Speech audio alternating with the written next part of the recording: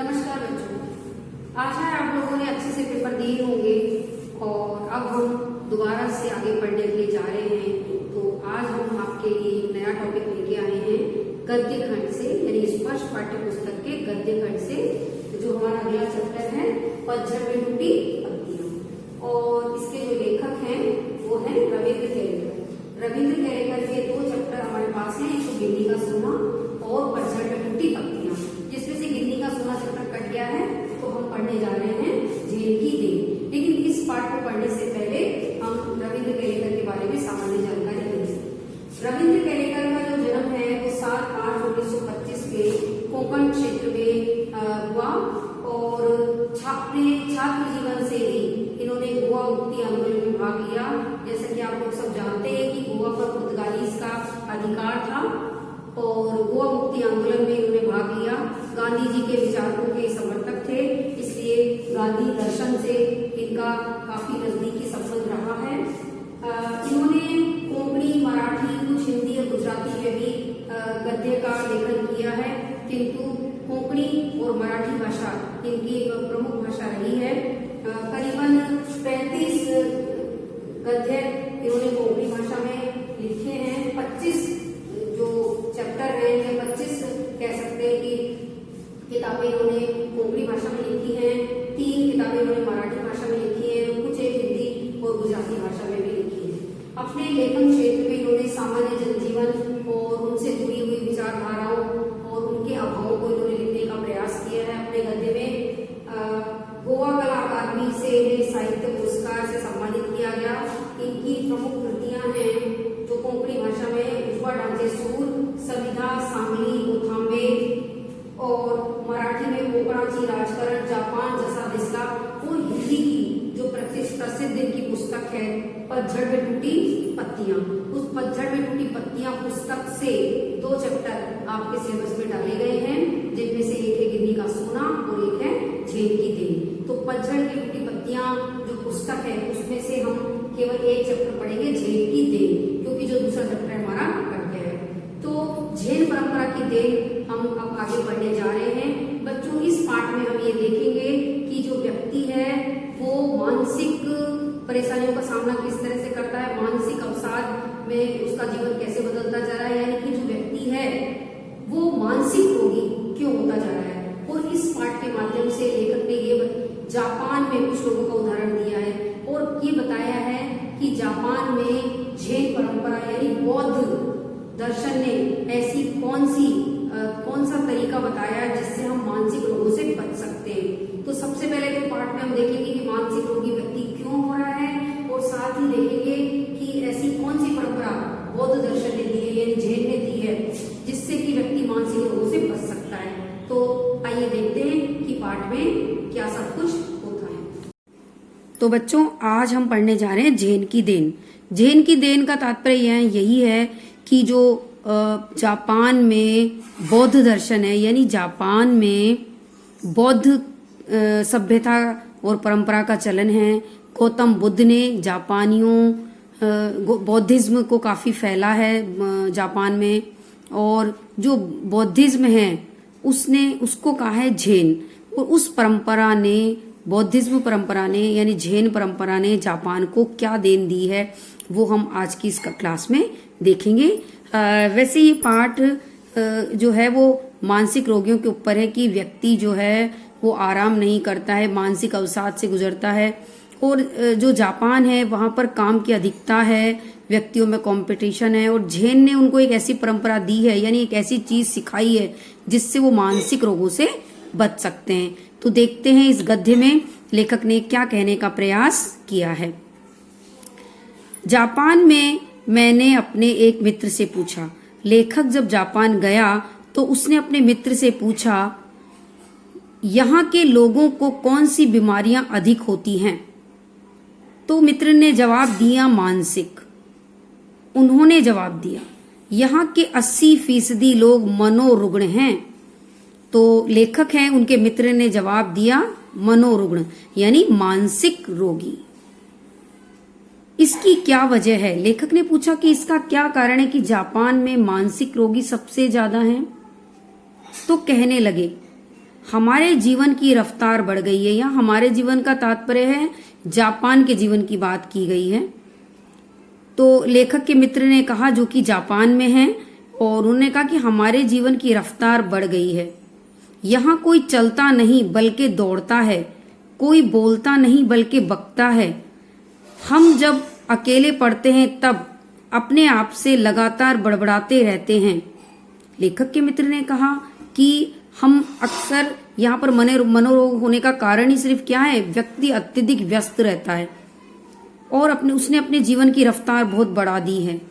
वो किसी भी काम के लिए चलता नहीं बल्कि दौड़ता है, भागता है, बोलता नहीं बकता है, यानी बहुत स्पीड में रहता है। और वह जब अकेला पढ़ता है तो अपने आप से बड़बड़ाता है, क्योंकि सब लोग बिजी हैं और उससे बोलने वाला कोई नहीं है। तो व्यक्ति इतना ज्यादा बिजी हो गया है कि उसे अपने दिमाग को आराम देने का समय ही नहीं है। फिर बताता है लेखक कि इसका क्या कारण है। अमेरिका से हम प्रतिस्पर्धा करने लगे हैं। लेखक के मित्र ने बताया, जो कि जापान में रहता है, कि इसका मुख्य कारण है कि हम लोग अमेरिका से प्रतिस्पर्धा करने लगे हैं, यानी अमेरिका से हमारा कंपटीशन है। अब जब अमेरिका दौड़ में आगे है तो जापान पीछे कैसे रहे, और इसी प्रतिस्पर्धा के कारण हम लोग भागम भाग की दुनिया जी रहे हैं, सबसे आगे निकलने की होड़ में लगे हैं। 1 महीने में पूरा होने वाला काम 1 दिन में ही पूरा करने की कोशिश करने लगे हैं। वैसे भी दिमाग में रफ्तार हमेशा तेजी रहती है, उसे स्पीड का इंजन लगाने पर वह 1000 गुना अधिक रफ्तार से दौड़ने लगता है। लेखक के मित्र ने कहा कि लगातार हम अमेरिका से प्रतिस्पर्धा कर रहे हैं, क्योंकि जापान अमेरिका को टक्कर देने लगा है और जापान चाहता है कि वो अपनी टेक्नोलॉजी में अमेरिका को भी पीछे छोड़ दे। इसीलिए जो है वो दिमाग में, लेखक कह रहा है कि स्पीड का इंजन लगा है, दिमाग का इंजन भागता है रफ्तार से, और कोशिश ये होती है कि 1 दिन का, महीनों का काम दिनों में पूरा कर लिया जाए और दिनों का काम कुछ घंटों में पूरा कर लिया जाए। और इस काम को पूरा करने के लिए व्यक्ति दिन रात लगा है, नाइट शिफ्ट में काम कर रहा है, दिन में काम कर रहा है, आराम के लिए उसके पास टाइम ही नहीं है। तो उसका दिमाग 1000 गुना अधिक रफ्तार से दौड़ने लगता है, क्योंकि प्रतिस्पर्धा इसका एक कारण है। फिर एक क्षण ऐसा आता है जब दिमाग का तनाव बढ़ जाता है, यानी दिमाग का टेंशन बढ़ जाता है और पूरा इंजन टूट जाता है। जिस प्रकार से गाड़ी को चलाने के लिए उसका इंजन स्वस्थ होना चाहिए, उसी तरह से हमारे शरीर को चलाने के लिए भी हमारा मस्तिष्क बिल्कुल सही ढंग से काम करने वाला होना चाहिए। किंतु मस्तिष्क में तो 10 टेंशन हो चुकी है, काम की अधिकता, प्रतिस्पर्धा, काम के घंटों का अधिक होना, और इसीलिए हमारा इंजन टूट जाता है। यानी कि जब गाड़ी का इंजन खराब हो जाता है तो पूरा शरीर ही खराब होने लगता है। और यही कारण है जिससे मानसिक रोग यहाँ बढ़ रहे हैं। लेखक के मित्र ने बताया कि बस यही कारण है, लगातार बढ़ती प्रतिस्पर्धा और काम के घंटों की अधिकता ने व्यक्ति को मानसिक रोगी बना दिया है। शाम को वह मुझे एक टी सेरेमनी में ले गया। लेखक के मित्र ने इतना सब कुछ बताने के बाद लेखक को शाम को एक टी सेरेमनी में ले गया, यानी जहां पर उसे चाय पिलाई जानी थी। और टी सेरेमनी एक चाय पीने की विधि है। लेखक ने कहा कि जापान में टी सेरेमनी जो है वो चाय पीने की एक विधि है। विधि माने चाय पीने की एक टेक्निक है जो स्पेशल जापान में है।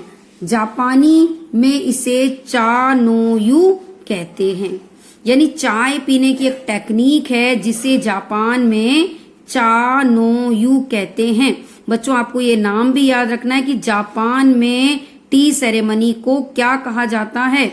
जापान में चाय पीने की इस विधि को चा नो यू कहा जाता है। वह एक 6 मंजिला इमारत थी। लेखक ने कहा कि जहां हम टी सेरेमनी के लिए जा रहे थे वो एक 6 मंजिला इमारत थी, जिसकी छत पर दफ्ती की दीवारों वाली तमामी की जमीन वाली एक सुंदर पर्णकुटी बनी थी।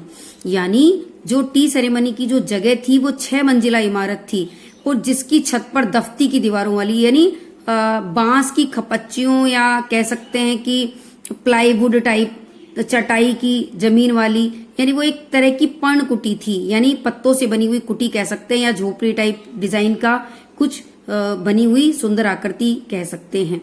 तो वो एक ऐसी इमारत थी जो 6 मंजिला थी, किंतु उसकी छत जो थी वो दफ्ती की यानी चटाई जैसी खपच्चियों से बनी हुई एक पर्णकुटी के रूप में हमें दिखाई दे रही थी। बाहर बेढब सा एक मिट्टी का बर्तन था, यानी जो कुटिया थी, जो 6 मंजिला इमारत थी, उसके कमरे में जब जाते थे तो बाहर बेढब सा यानी बिना एक बड़ी सी आकृति का, बेढब यानी उसकी जिसकी आकृति नहीं थी, एक बड़ा सा कोई बर्तन टाइप था। बाहर बेढब सा एक मिट्टी का बर्तन था जिसमें पानी भरा हुआ रखा गया था। हमने अपने हाथ पांव उस पानी से धोए।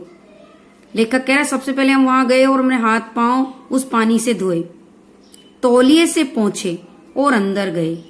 अंदर चाजीन बैठा था। चाजीन वो जो टी सेरेमनी के लिए चाय बनाता है, उसे चाजीन कहा जाता है। अंदर चाजीन बैठा था। हमें देखकर वह खड़ा हुआ। कमर झुकाकर उसने प्रणाम किया। जैसा कि आप सब जानते हैं, जापानी लोग नमस्कार की जगह कमर झुकाकर प्रणाम करते हैं। और उसने कहा दो झो का मतलब आइए, तशरीफ लाइए, यानी आइए, आपका स्वागत है, आइए कहकर उसने स्वागत किया। बैठने की जगह हमें दिखाई, यानी लेखक और उसके साथी को उसने बैठने की जगह दिखाई। अंगीठी सुलगाई। अंगीठी जिसमें हम सर्दियों में अक्सर भुट्टा सेकते हैं, वो अंगीठी जिसमें हम कोयले जलाते हैं, अंगीठी सुलगाई। चाजीन ने बड़े ही तरीके से अंगीठी सुलगाई। उस पर चायदानी रखी। बगल के कमरे से जाकर कुछ बर्तन ले आया। तौलिए से बर्तन साफ किए। सारी क्रियाएं इतनी गरिमापूर्ण ढंग से की गई कि उसकी हर भंगिमा से, उसके हर पोजीशन से, उसके हर एंगल से लगता था मानो राग जयजयवंती गूंज रहा हो। वहां का वातावरण इतना शांत था कि चायदानी के पानी का खदबदाना भी सुनाई दे रहा था।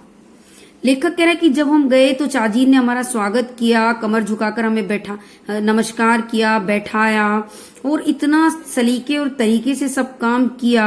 अंगीठी सुलगाई, चायदानी पर पानी रखा और बहुत ही तरीके और सलीके से जो चाय के बर्तन थे उन्हें साफ किया।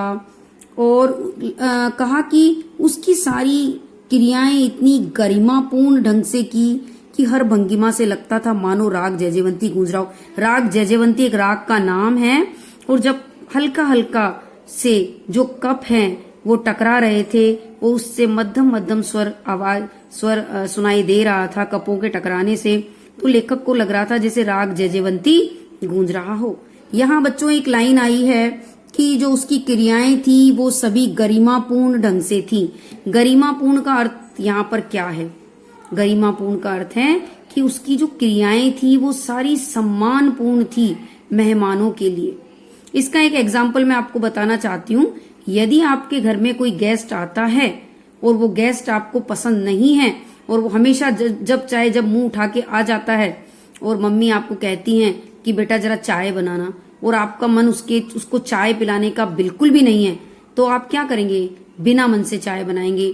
कभी तो आपके हाथ से बर्तन गिरेंगे, कभी आपसे गैस नहीं जलेगी, लाइटर की खटखट सुनाई देगी, कभी आप बर्तन गिरा देंगे, कभी आपको कुछ सामान नहीं मिल रहा है, और फिर जैसे तैसे गंदे संदे तरीके से आप अगर चाय बना भी लाते हैं तो उसको ऐसे ही कपों में उठा लाते हैं, क्योंकि आपका मन अच्छा नहीं है।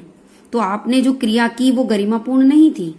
किंतु एक मेहमान आता है जो आपके लिए बड़ा ही सम्मानपूर्ण है, आपको प्रिय है, और वो आपके आता भी कम है और उसके साथ आपका अच्छा लगाव है, तो आप बिल्कुल सम्मान से नमस्कार करेंगे, बैठाएंगे और मम्मी के बिना कहे ही उसके लिए पानी ले आएंगे, तरीके और सलीके से चाय बनाएंगे, आवाज पता भी नहीं चलेगी कि चाय कब बन गई, और बिल्कुल नए वाले कप निकाले जाएंगे, क्योंकि हम स्पेशल कुछ कप अलग से भी रखते हैं एक दो सेट, और वो तरीके और सलीके से उन कपों को निकालेंगे और बिल्कुल सलीके से बिना फैलाए चाय को कपों में डालेंगे और सम्मानपूर्ण तरीके से मेहमान के सामने लाएंगे। तो बच्चों ये जो सारा हमारा काम था वो गरिमापूर्ण था। किसके लिए? मेहमान के लिए। हमने जो भी काम किया वो सम्मानपूर्ण था उस मेहमान के लिए। एक वो मेहमान था जिसके लिए आपने बिना मन से बनाया था, एक ये मेहमान है। तो यहाँ पर चाजीन भी अपने मेहमानों के लिए सारी क्रियाएं गरिमापूर्ण ढंग से कर रहा था, उनके सम्मान को बनाए रख रहा था। शांति वहां पर प्रमुख रूप से दिखाई दे रही थी। इतनी शांति थी कि चायदानी में पानी के खदबदाने की यानी पानी के उबलने की आवाज भी साफ सुनाई दे रही थी।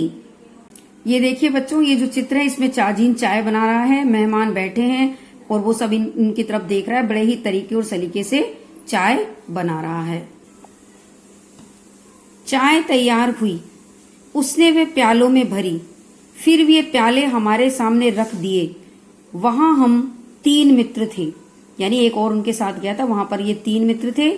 इस विधि में शांति मुख्य बात होती है, यानी जो टी सेरेमनी होती है, टी सेरेमनी में मुख्य बात होती है शांति, यानी वहां का जो वातावरण है बिल्कुल शांत होना चाहिए। इसलिए वहां 3 से अधिक आदमियों को प्रवेश नहीं दिया जाता। प्याले में 2 घूंट से अधिक चाय नहीं थी।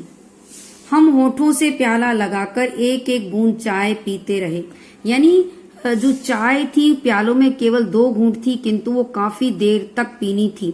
अर्थात असल बात थी ध्यान योग करना, यानी आपका पूरा ध्यान चाय पर और चाय की चुस्कियों पर था और उस चाय को आपको बहुत धीमे धीमे काफी देर तक पीना था, ताकि आपको मानसिक रूप से शांति प्राप्त हो सके।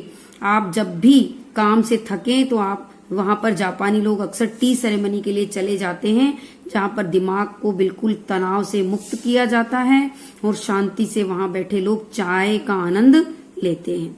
तो इस विधि में शांति मुख्य बात होती है, इसलिए वहां 3 से अधिक आदमियों को प्रवेश नहीं दिया जाता, क्योंकि ज्यादा लोगों को प्रवेश दिया जाएगा तो वहां की शांति भंग हो जाएगी और फिर टी सेरेमनी का जो उद्देश्य है मानसिक शांति पहुंचाना, वो सफल ही नहीं होगा। प्याले में 2 घूंट से अधिक चाय नहीं थी। हम होठों से प्याला लगाकर एक एक बूंद चाय पीते रहे। करीब 1.5 घंटे तक चुस्कियों का ये सिलसिला चलता रहा। पहले जब हमने चाय पीना शुरू किया तब की बात कह रहा है कि पहले 10-15 मिनट तो मैं उलझन में पड़ा, फिर देखा दिमाग की रफ्तार धीरे धीरे धीमी पड़ती जा रही थी। थोड़ी देर में बिल्कुल बंद भी हो गई, यानी दिमाग की रफ्तार बिल्कुल धीमी हो गई और दिमाग बिल्कुल बंद हो गया। मुझे लगा मानो अनंत काल में जी रहा हूं। लेखक ने कहा कि मुझे ऐसा लगा जैसे मैं अनंत काल में जी रहा हूं। बिल्कुल मेरा मस्तिष्क शांत हो गया, जहां केवल सन्नाटा ही था। यहां तक कि सन्नाटा भी मुझे सुनाई दे रहा था, यानी इतनी शांति थी कि मुझे सन्नाटा भी साफ सुनाई दे रहा था।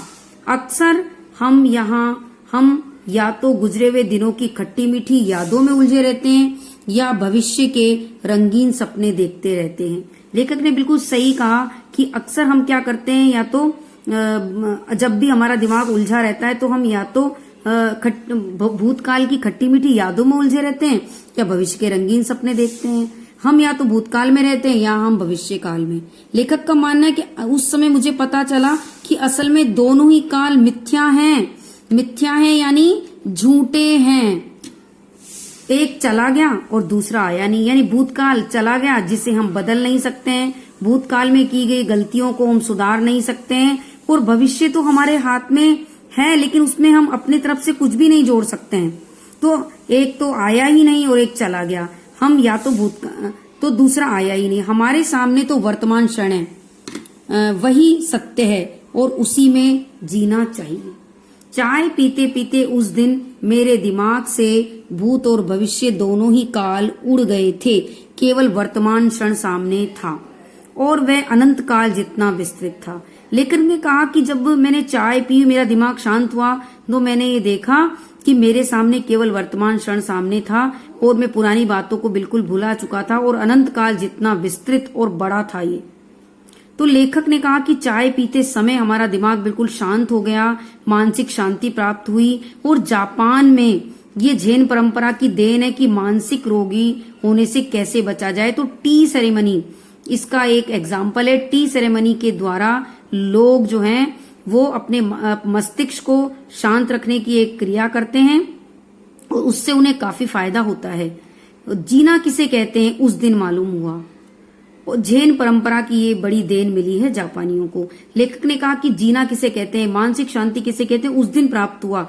और ये बहुत अच्छी परंपरा है टी सेरेमनी की जो झेन ने जापानियों को दी है और जापानी लोग ने इसका फायदा भी उठाया है। तो ये परंपरा जापान में हमें देखने को मिलती है। इस परंपरा के माध्यम से लेखक हमें यही बताना चाहता है कि व्यक्ति को जितना उसे काम करना चाहिए उतना ही समय उसे अपने दिमाग को आराम देना भी चाहिए, नहीं तो वो लगातार मानसिक रोगी बनता चला जाएगा।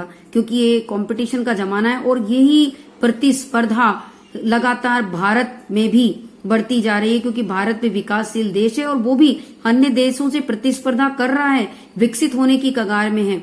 और इसीलिए लगातार प्रतिस्पर्धा बढ़ने के कारण हमारे यहाँ भी अक्सर देखा है हमने कि लोग बाग हद से ज्यादा काम करते हैं और लगातार मानसिक रोगी हो रहे हैं। तो हमें भी योगा और ध्यान योग, क्योंकि हमारे यहाँ तो ऋषि मुनियों ने बहुत हजारों सालों पहले ही ध्यान योग के विषय में बताया है कि ध्यान योग करने से किस तरह से दिमाग को, मस्तिष्क को स्वस्थ बनाया रखा जा सकता है।